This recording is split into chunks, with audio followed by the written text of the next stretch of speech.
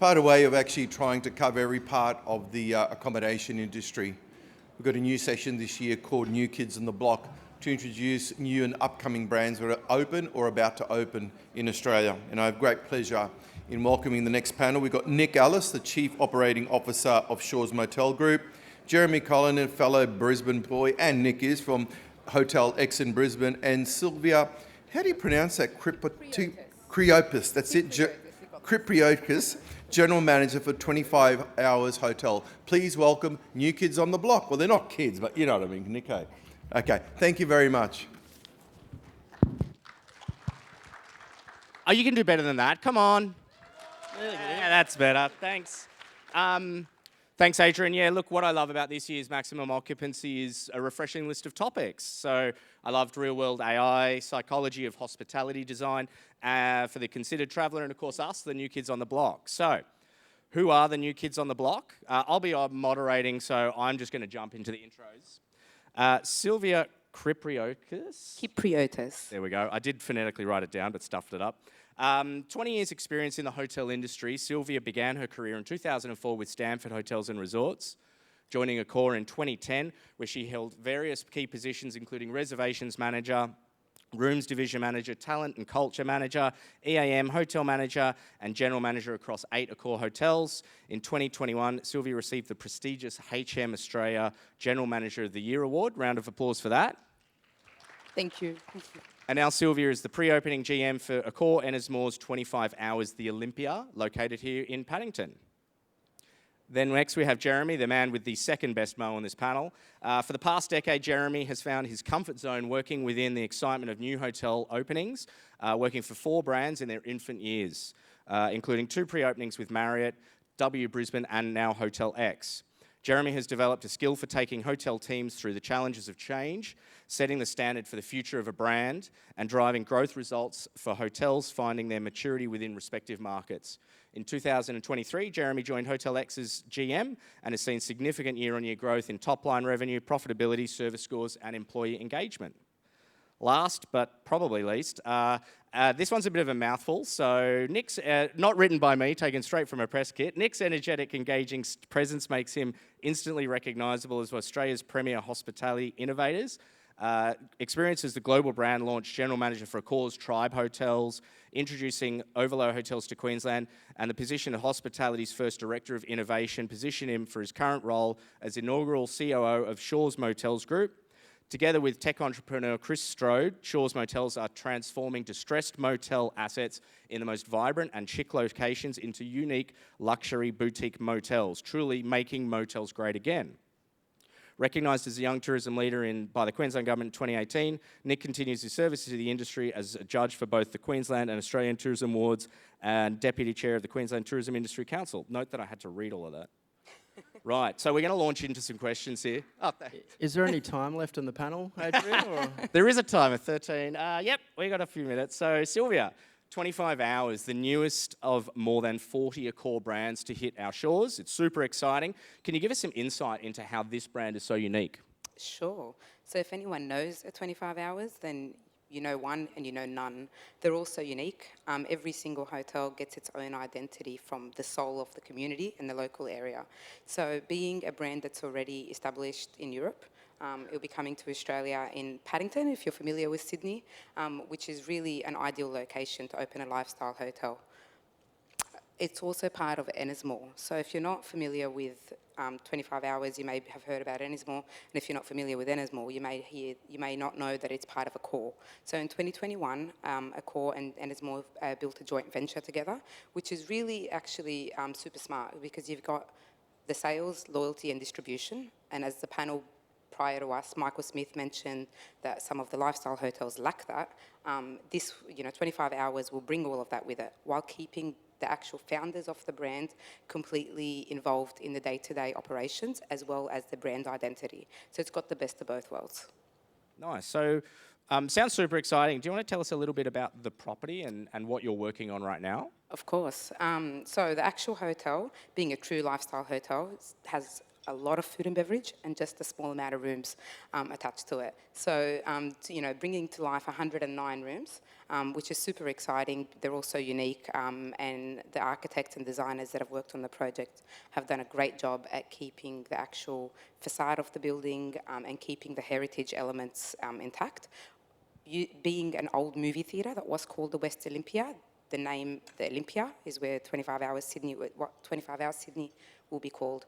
The hotel will have a fantastic rooftop bar, 200 seats overlooking the city skyline, and then all along Oxford Street, there'll be a fabulous wine bar, a restaurant, as well as a cafe. There'll be a wellness offering, a retail space, and a state-of-the-art conferencing facility that's also quite boutique in size, fitting about 200 people, but the whole room will be filled with LED screens, so creating a lot of curated events and immersive events. So super excited to bring all of that back to life, actually. Sounds great. Nice. Jeremy, Hotel X, it's gone from stride to stride and has really spearheaded the brandless brand for IHG. In your view, what's the importance of a clearly defined brand? For a new opening, it's basically everything. You need to get crystal clear on what you want to be in the market, how you want to be perceived, and I guess once you have that vision, you work backwards to how to get there. Opening a hotel, there's a lot that goes into it. There's a lot that goes wrong. There's a lot that you need to adapt to. But by having a really, really clear set of brand standards and setting that direction, expectation from the start, it's essential. So Hotel X, we want to do as much as we can in the local market with the community. We want to be a part of Fortitude Valley, which is a pretty cool area in Brisbane, and utilise all of these partners that surround us. It's the creative. I know you've done a deal with the local run club and keep trying to get me there to run, and I just can't do it. We've also done with the local brewery if you want to come and have a few beers. Yep. So there's for that one, yeah. We've got something. We've got something for everybody, Nick. But yeah, branding is key. It tells that story, and it's why people will be loyal to you, why people will stay with your hotel as opposed to a competitor down the road. Nice. I love that. So for me, Shaw's Motel Group, so we're really making motels great again. But what does this mean for our brand and our concept? So we've seen an opportunity in that the revival of the road trip motel is kind of on trend. There's some really amazing examples of this around Australia with like the Swell, Motel Molly, the Isla up north. So we see there's a bit of a white space to bring on a lifestyle brand in this area and achieve an efficiency of scale through some clustered services. So we term it motels, but we say it lovingly because they are high-end boutique operations with motels with an ADR of $600. And we've partnered with tech entrepreneur Chris Strode. So he's really driving a vision on reinventing the technology side of the business, and he really wants to show the industry how it can be done. So for example, we're working on the moment, which is only sexy to the operators in the room probably, real-time P&Ls, so we won't have an end-of-month process. We're using AI to drive our accounts payable procedures. For example, we can do real-time payments to suppliers and staff, so addressing that labour shortage with casual workers who can literally, if they clock off on their shift and that matches what they were rostered, they'll have the OSCO money in their bank account by the time they get to their car. We're using virtual credit cards for all our payment processing expense-wise, so that means that there's no GL coding at the end of the month, and we basically have live dashboards that report on our business metrics available, so we don't have to wait 5 weeks to work out that we've overspent on F&B. In terms of guest experience, we're looking at a really frictionless approach. So, for example, at one of our properties, we have large and small car spaces, so we will do online check-in for that property via a bot, so it'll be conversational, it'll walk you through, not a web form. That bot will ask you what rego your car is, and at the same time it's pinging the Department of Main Roads, asking what type of car that is, and assigning the right size of car space. When you pull into the street, the cameras will pick up your rego, open the boom gate to the property, as well as ping the Apple Watch to the staff member on site to say you've just pulled in. So, we looked at this and went, well, Westfield can do this, why can't hotels? So we're also looking into the gamification of the arrival experience, which is fancy words for QR-based chatbots, but teaching guests how to interact with the property via a fun experience. So think about arriving to your room. There's a little QR code that basically says scan here to get your free cocktail making kit, and it sends them on a treasure hunt around their room, pointing out the features and how to use the different things. Yeah, so it's a really exciting time, and we're really using this as a showcase to show how tech can really alleviate a lot of the labour struggles that we have. Back over to Jeremy. Hotel X. I've done that question. So back over to Jeremy still.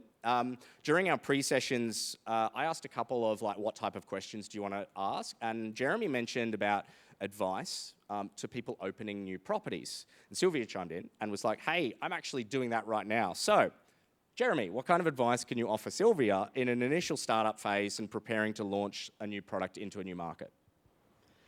Be prepared. So a lot is going to happen. You can write a critical path. You can think of every scenario of what's going to happen, and things will still go wrong. So a couple of steps is to go back to your brand, go back to what your values are, get crystal clear on that, and reverse engineer the process of getting there. The hard work is done prior to opening. The lights come on, the doors open, our guests start to arrive, and then it gets real. It gets really intense. There will be defects. There will be times when things in rooms won't work, and that's where you need to lean on a reputation strategy. You need to really look after the people you have staying with you so they come back and start that positive word of mouth right from the get-go, because things will go wrong. There's no doubt about it. But take that month, really lean into criticism, really lean into guest feedback, be all across it, and make significant change quickly. So I can give examples of a couple here where one hotel needed an air conditioning upgrade, and for 2 years, no action was taken, and that's a lot of pissed off guests that can't sleep because their rooms are too hot, and it's very tough doing a air conditioning upgrade 3 years later, and expensive. So if that was done earlier, when the hotel was at a lower occupancy, there wouldn't have been so much chaos. And also know your market. Know where you're going to sit in the market. Know what your average room rates are going to be, and be realistic. Another example is if you go in too high and there's no corporate rates in that market there, you'll sit pretty empty. So balance the reputation strategy versus what's actually going to make you money. Yeah, nice. I like that. I remember when we opened Tribe in Perth, and again, we had a really clearly and heavily designed brand brief. But yeah, when I arrived at the property and employee number one and started onboarding a team, they were like, okay, so what's our service culture? What does this brand stand for? And I was like, oh, yeah, okay. There had been no thought put into that from the owner, and it ended up being one of the most rewarding parts of my career, was actually being able to author a service culture with the pre-opening team and to find that. I'm pretty sure when Accor ended up taking Tribe global, they probably looked at what this Muppet wrote and redid it, but it was good fun while I was there. And it's I know, thank you, that's great advice. And I mentioned earlier that 25 Hours is already an existing brand. So the first hotel was opened in Frankfurt almost 20 years ago, now 19 years to be exact. The founder, Christoph Hoffmann, is still very heavily involved, and we're still, I'll still have calls with him, and we still talk about the service and the culture and the brand standards. But I guess one of the biggest tasks is, how do you translate a German-founded brand and German-founded brand standards into Australia? And how everything will run on time. Yes, this is true, I hope. But also there's just simple little things that, I don't understand that if the Australian market will love it as much as the Europeans do. And that's been really exciting to be able to have those robust conversations. Is filtered coffee really what our rooms should have? Just because the existing 15 hotels and the 7 in the pipeline will have that because they are closer to that European market, and try to, justify Australians love their coffee. And how do we translate both? So there's quite a few things, and I think one of the questions that you're probably going to ask is how are we going to translate it? So coffee is one of them. The other big part that will keep that European identity is having bikes. So all our hotels will have bikes that are free to use for guests as well as the local community, and that's a non-negotiable brand standard. And I know it's done in some other hotels, but I think in Paddington will be actually utilised in a great manner. And every hotel also has what they call 25 hours things, which is a shop, retail shop in the lobby, which is run by the reception team essentially. And it's a bit of a mix between a minibar grab and go, as well as having all unique things curated from your local area. So obviously Paddington has lots of great designers and so forth that we can showcase in that store. So they're probably the two biggest brand pillars that remain. The other thing that is a must mention is it'll be pet friendly. So that's also one of the non-negotiable brand pillars for the brand. And then the rest of it is, you know, do what works in the market and do how we can translate that and how people and how our customers will want to perceive that. The rooms are not going to be the largest rooms, and that's a lifestyle hotel. We all know that. We spoke about that in some of the design panels yesterday. We want people in the food and beverage, and you want them in the lobby, and you want them in all the parts that are, you know, people are not sitting in if it's not an open venue for that day, to be able to use as co-working spaces. But there will be rooms that overlook Oxford Street that will have balconies, which will be highly sought after, and there's all different style of rooms. There's something to suit everybody. There's also some suites. So the building I mentioned was an old movie theatre. There'll be suites where you can actually have your own movie theatre or projector to mimic a movie theatre. So there'll be a suite, there'll be a room that has a round bed and a round bathtub, and they all have been designed obviously to be able to think of our guests and what kind of guests will be staying with us, and really provide something different to the market. So I'm just going to ad lib. So we've all worked for brands that have smaller brands with a really particular owner. And we know they can be sometimes the most challenging, but personally, I always feel that it's also the funnest to try and take the vision of an owner and convey it into an operating hotel. Tell me about both of your experiences working with pedantic brand founders. You want to take it? Yeah, currently our owners are really inspiring, understanding, ambitious people. I came out of a Marriott network of 10 years and report directly to an owner now at Hotel X. They were very, very involved in the first sort of 3 months I was settling in and had a very clear vision of this and this. And you really need to build trust with them that they move away, or they move to the Gold Coast, or they get away from Brisbane, and they're confident in the decisions I make for the hotel. From updating furniture, sun lounges, to more commercial decisions. So once they have that confidence in your decision making and your ability to get results and to improve whatever KPI they're looking at the time, they tend to be very quiet. So I haven't heard from them for months. Means you're doing a great job. You talked about hotel founders and owners. So I mentioned Christoph. So part of his adding his identity into the 25 hours is personally shopping for vintage pieces and personally getting the art pieces that he'd like to see in the hotels. Sometimes contrary to what the budget allows, but that's a different story. And then owners, exactly what you mentioned. I guess, just the relationship, being able to have an owner that trusts you in what you do, and managing stakeholders when the results are good or bad, you're able to have really good discussions, and you're all ultimately there to see their product succeed. Okay. And we're running a little short on time. However, we clicked yesterday that this panel has 9 kids under 10. So I thought I'd ask the new kids on the block for any advice on how they balance work and new kids on the block. Wow. When we were emailing about that, I thought it was quite funny. So I mentioned to Nick, often in our bio we don't mention our kids, but juggling 3 kids, a husband, a full-time job, a parents, and all the bits and pieces that go with it are never easy. But they say it takes a village, and I am super grateful to have a village to be able to do that. My biggest trick and what I do to juggle it is I wake up at 4:30 every day, I get to the gym at 5 a.m, and I give myself an hour between 6 and 7 before the kids are up to just do me time. And that might be making lunches, that might be getting the school stuff ready, that might be responding to an email, or biting the bullet or doing something that I really have to do that day and just getting it done at that time. And then, yeah, obviously getting them up, and all my three are in school at the moment, which I thought would be easier, but it's actually so much harder. Like, I now have to juggle 3 sets of homework and library days and, sports days, and the calendar is just never ending. But yeah, and then you get to work and feel like you've had a full day already before you've started at 9 a.m. But, I guess it's all a balance, but relying on that village and relying on your network of people, whether it's friends or family or who you're lucky to live close by with. We're very passionate about creating healthy work-life balance at Hotel X.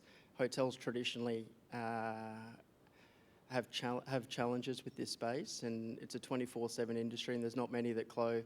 We never close our doors. So 2 things we do is we maintain a healthy work-life balance. We make sure that no one is going to face burnout. People, if they want to work from home certain days, that's okay as well, if their role allows it. So we're very flexible in that aspect. And also, I think as you become a senior leader within a hotel, you need to trust your team. You can't micromanage them. I can leave in the afternoon and have every confidence that the people that are welcoming our guests, dealing with problems. And if I'm not confident with that person, then it's a poor reflection on my training and the structure in place to get them to the standard that we expect. So trust the team. At 5:30, 6 o'clock, 5, whenever you leave the hotel, the people there can run it. We don't necessarily need to be involved in anything and everything. And if there's a major incident, they'll call.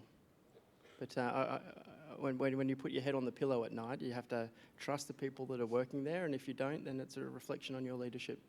Empowerment is a gift for everyone, right? So, all right, look, we're running out of time, but I'm just going to see if anyone has maybe a single question from the audience, and you've got 5 seconds to put up your hand. All right, thank you very much. Thank you. Thank you.